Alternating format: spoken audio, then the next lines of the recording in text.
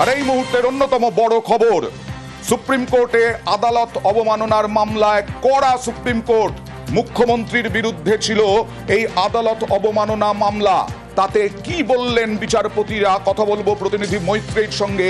কাদের এই মামলা ছিল, তারা আজকে কড়া ধমক খেলো কিভাবে?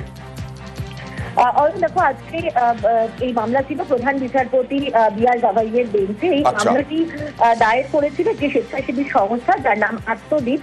তাদের মূল বক্তব্য ছিল যে এসএসসি মামলায় চাকরি বাতিলের রায় বেরোনোর পর মুখ্যমন্ত্রী যে সাংবাদিক সম্মেলন করেছিলেন, সেখানে তার কিছু বক্তব্য তুলে ধরে তারা মনে করেছিলেন সেটা আদালত অবমাননার শামিল।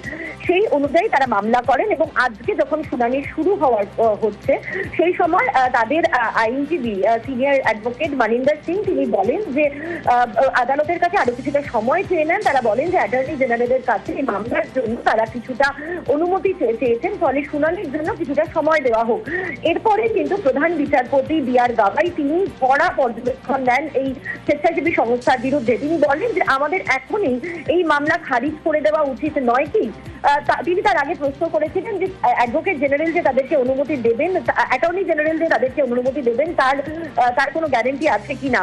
এবং তারপরে তিনি বলেন যে আদালত রাজনীতি করার জায়গা নয়, আদালতে রাজনীতি করার চেষ্টা আপনারা করবেন না।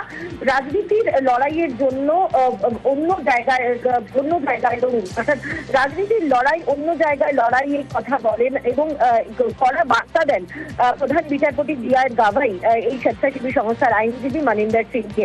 এই মামলা আগামী 4 সপ্তাহের পর নথিভুক্ত হয়েছে ফের শুনানির জন্য। বেশ, এখনই মামলা খারিজ করা উচিত নয় কি?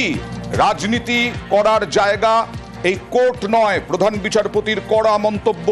রাজনীতির জায়গায় লড়ুন, মন্তব্য প্রধান বিচারপতির। মুখ্যমন্ত্রীর বিরুদ্ধে আদালত অবমাননার মামলায় এভাবেই কড়া মন্তব্য প্রধান বিচারপতির।